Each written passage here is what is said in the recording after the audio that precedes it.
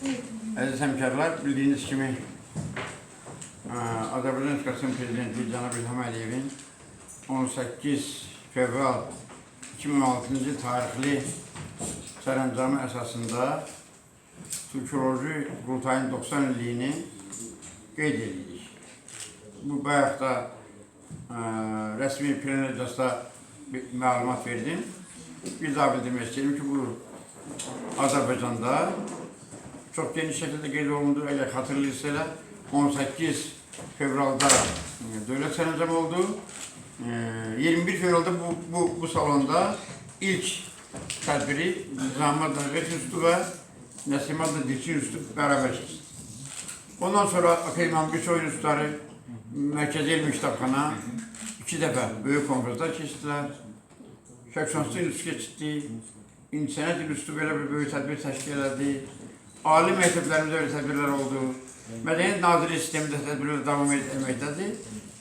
Eyni zamanda da Türk dünyasında və ümumiyyətlə geniş mənada dünyada 90 illik qeyd olması devam edir. Geçen il may ayında Astana'da Beynəlxalq Türk Akademiyasının təşkilatçılığıyla biz ilk dəfə olarak başdan kənarda Türkoloji Qurultayın 90 illiyini geniş miqyasda birçok ölkələrin alimlərin iştirakı ilə müzakirə elədik və qeyd elədik. Bundan sonra Tataristan'da, Macaristan'da bu heyet ölçüsünde Aksaray'ın nəfəri getmişdiler. Bu yıl oktyabr ayında Türkiye Elmlər Akademiyası Əhməd Cavad Acar'ın başkanlığıyla çok büyük bir tədbirlər keçdi. Birinin sözün əsl mənasında o 90 il bundan qabaq Türkologiya, Türk dünyasına könül vermiş insanların xatirəsini uzaq tuttuk. Onların hayata keçmeyen arzularını bir daha gündeme getirdik. Bundan sonra Türk dünyasının inkişafı için ve Türkologiyanın inkişafı için elimizden gelen ne bacarırsak beraber fikirlerimizi meydana koyuyoruz. Düşünürüm ki hem de biz bu ideyaların, fikirlerin arkasında gidip Türkologiyanı yeni çağa, yeni merhaleye, yeni dövreye, yeni tarihi merhaleye aparabileceğiz. Bugün Riyaset Heyeti'nin salonunda 90 illik geniş qeyd olundu. 1926 yılın fevralın 26'sında da İlhami'nin salonunda olmuştu. Orada olmuştu. Bu bizim ikinci tədbirimizdir bugün. Aynı zamanda Mərkəzi Elmi Kitabxananın 8 otaqda bölmələr fəaliyyətində devam etdirir. Bu binada bir neçə otaqda, bir neçə salonda tədbirlərimiz devam edir. Bugünkü bu oturum, bu bölmə ortak Türk tarihi, ortak Türk edebiyatı ve ortak Türk coğrafyası dərsliklərinin, layihələrinin müzakirəsinə həsr olunur. Elə bu böyük bir işdir ki, 90 il ərzində Türkologiya oraya inkişaf edib gəlib çatdı ki, o babalarımızın arzu etdiklərini indi artıq layihə kimi biz icra etmək üzrəyik. Ortak Türk tarixi kitabı bir neçə ildir müzakirə olunur və mən deyim, mənim fikrimcə o layihə artıq bitmək üzrədir. Bayaq Beynəlxalq Türk Akademiyasının Prezidenti Profesör Darxan Kıdral da məlumat verdi ki, artıq bu ildən itibaren Qazaxıstanda 8-ci siniflərdə fən kimi keçirməyə başladı. Böyük nadir, 90 illik ən böyük ərmağa. Və Ortak Türk Ədəbiyyatının layihəsi, ilkin layihəsi 2005-ci ilin 5 Ekim, 5 oktyabrında Beynəlxalq Türk Akademiyasında keçirilən iclasda müzakirə olundu. Orada biz bunun konsepsiyasını, Ortak Türk Ədəbiyyatının konsepsiyasını müzakirə elədik.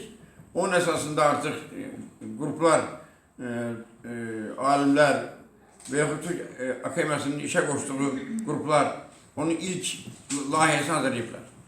Biz bugün onun birinci müzakirəsini konsept olarak necə olsun sualına cevap vermiştik. Bugün ise necədir?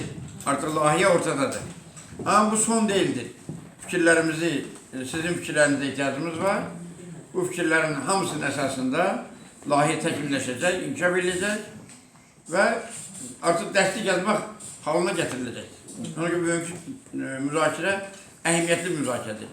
Həm də birinci Türkoloji Qurultayın ideallarının gerçekleşmesi yolunda atılan mühüm addımdır. Bu layihələri həyata keçirməsində Beynəlxalq Türk Akademiyasının rolunu ayrıca qeyd etmək özüm boş bilirəm. Beynəlxalq Türk Akademiyası Profesör Darxan Kıdrali'nin rəhbərliyi altında Türk dünyasının elmi mədəni integrasiyasının təmin olunması və Türk dünyasının büyük ünlü simalarının lübleylerinin kesilmesi, hatıra günlerinin kesilmesi, Türk dünyasının en büyük abideleri olan Orhan Yenicay yazılarının öğrenilmesi ve biz de büyük nesillerin, mühim nesillerin Avrupa dillerinden, Rus dilinden, Türk dillerine tercüme istikametinde çok büyük iş yapar. Bir neçə ildə Beynəlxalq Türk Akademiyasının gördüğü iş, bizim təsəvvür edin ki, bizim 10 illərcə arzu ettiğimiz işlerin çok kısa bir vaxtda başa satması deməkdir. Mən Darxan Kıdırəlinin və onun rəhbərliyi edib Beynəlxalq Türk Akademiyasının bu istiqamətdəki rolunu, xidmətlərini yüksək qiymətləndirirəm və bugünkü layihə üçün də, onun təqdim eləmək üçün də sözü hörmətli həmkarımız Profesör Darxan Kıdırəliyə verirəm. Buyurun. Çok sağ olun. Buradan da olabilir, buradan da. Nereden alacaksan? Şuradan Bundan da vereceğim. Ha, o zaman oraya geçeyim ben.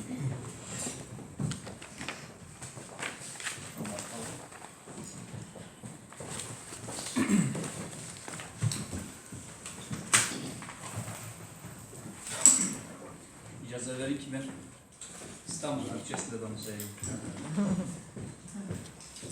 Bugün Darxan Kıdırəli birinci dersler Azərbaycan Türkçesine danıştı. Hürmetli Sedir, değerli başkanımız güzel ifade ettiği gibi Beynəlxalq Türk Akademisi Türk dünyasının ilmi faaliyetlerine ve Türk dünyasının tarih, edebiyat, medeniyet, değişik sahalardaki bilimsel çalışmalarını koordine etmek için kurulmuştur. Ve kuruluş amacına da şu yazılıdır. Türk Akademi, Uluslararası Türk Akademisi, Türk dünyasında ortak alfabe, ortak terminoloji çalışmalarını yürütür ve ortak tarih, ortak edebiyat gibi ders kitaplarını hazırlar.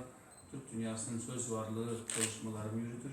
Türkoloji çalışmalarını genel koordinatörlük yapar diye. Ve bunları yazdırırken de biz Türk Şurası'nda, Türk Konseyi'nde çalışırdık. Sayın Cenab-ı Prezident Nazarbayev bizi kabul etti. Bununla ilgili düşüncelerimizi sormuştu.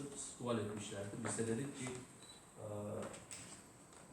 Türk dünyasındaki entegrasyon çalışmaları öncelikle uşaklardan, çocuklardan başlamalı. Bir, tarih bilinci olmalı, tarih şuuru.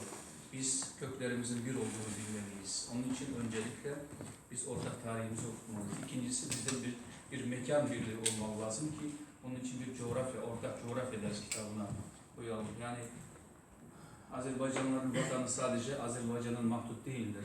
Ötüken de Azerbaycanlılarındır. Kafkas'ta, Balkanlar'da mesela Kazakların vatanı sadece Kazakistan'la mahdut değildir. Biz geçenlerde Ötüken'e gittik. Ötüken'de Şivatulan topraklarından mesela Kutluk İlteriş Kağan'ın döneminde yapılan Tanrı inancının en büyük mabedini orada taptık, bulduk ve arkeolojik kazılar sonrası ortaya çıkarttık mesela. Bu dünya çapında büyük bir buluştu aslında. Çünkü Türklerin bir mabedi yoktur, Tanrı inancının diye bir söz vardı. Dolayısıyla biz tarih ders kitabını hazırlarken aynı zamanda arkeolojik kazı çalışmalarını da kendimiz yapıyoruz. Hem ekspedisyonu yapıyoruz. Dolayısıyla yani coğrafyayla tarih zaten bütündür. Coğrafyada biz tarihimizi buluyoruz, tarihimizde biz coğrafyamızı buluyoruz. O açıdan bu bütünlük yani bir tarih birliği ve mekan birliği düşüncesini bu iki kitapta biz gösterelim dedik. Üçüncüsü de bir edebiyat birliği.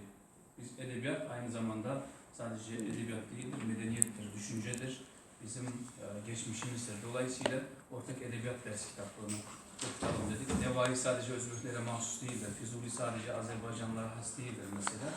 Veya Yunus Emre sadece şair değildir. Biz bunlara ortak okuttuğumuz zaman çocuklar, uşaklar derler ki bizim işte Yunus Emre'miz varmış, bizim Maftun Kuri'miz varmış, bizim Cengiz Aytmat'ımız varmış diyecektir.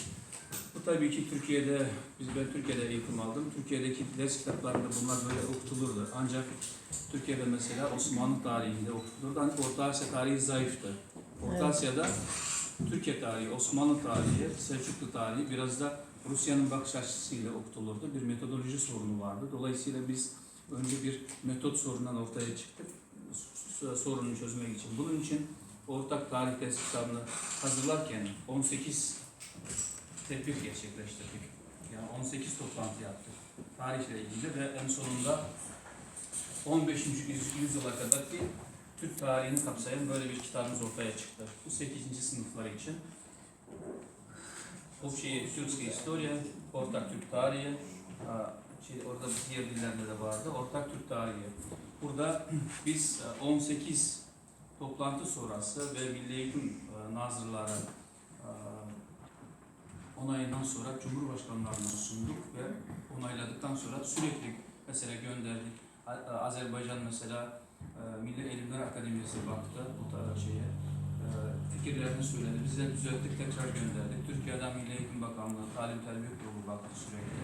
Kırgızistan, Kazakistan, diğer ülkelerden de bilim adamları baktılar, düzelttiler. Ve bu şekilde 2 yıldan fazla süren bir çalışma sonrası Ortak Türk Tarih Dersi kitabı hazırlandı. Bu çok akademik değildir. Buradaki amaç çocuklara ortak tarih bilincini vermektir. Dolayısıyla biz burada geçmiş zamanlarda, en eski devirlerde 15. yüzyıla kadarki Türk tarihini vermeye çalıştık. Niye 15. yüzyıl? Çünkü 15. yüzyıl Türk tarihinin bir altın çağıdır ve ortak tarihtir. O zamana kadar İstanbul'u Fatih Sultan Mehmet fethediyor. Bir taraftan Altınordu daha yapılmamış. Bir taraftan İran'da Safevi hakimiyeti vardı.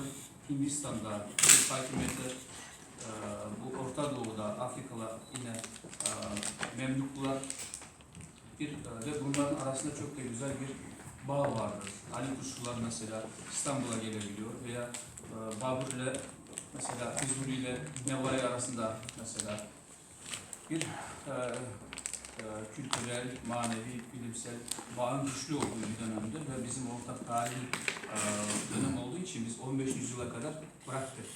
Şimdi de bunu kabul ederken geçen yıl 10. Sentyabr'de, 10. Ekim'de biz Astana'da bu kitapla ilgili son toplantıyı gerçekleştirdiğimiz zaman dediler ki şimdi niye o zaman 15'ten sonra biz dinleyelim, 15'ten sonra okumayalım. Türk Akademisi bunu 15. yüzyıla kadar yaptığı gibi 15. yüzyıldan sonra da yapsın dediler. Bu bizim için biraz zordu. Niye zordu? Çünkü 15. yüzyıldan sonra bizim milletlerimizin travma geçirmiştir, parçalanma dönemine girmiştir. Yani İpek yolunun sekteye uğramasıyla birlikte Batı Türkleri, Doğu Türkleri arasında bir kesinti olmuştur. Altınordu yıkılmıştır. Küçücük devletler ortaya çıkmış ve kendi aralarında savaşmaya başlamıştır. Ve hep yenilgidir 15. yüzyıldan sonra. Kazan'ın düşmesi, Astrahan'ın düşmesi, Sivir'in düşmesi, Kazakhanlıklarındaki savaşlar, kendi aralarındaki mücadele, Osmanlı'nın kapitülasyonuna başlayan gerileme devrilmesiyle Balkanlardan çekilme vesaire, işte İran'daki, Hindistan'daki vesaire tarihin tamamı bize aslında zor görev bıraktı. Zor görev. Bu da 15. yüzyıldan sonraki tarihi nasıl yazalım diye ortaya çıktı. Ben bu kitabın sadece bir takdimatıydı. Ancak şimdi 15. yüzyıldan sonraki Ortak Türk tarihinin 2. kitabı için birazcık izninizle icazet verirseniz ben birazcık bunu genişçe arz etmek isterim. Çünkü ilk defa bunu ortaya koyuyoruz. Yani daha müzakere edilmedi. Çünkü bu geçen sene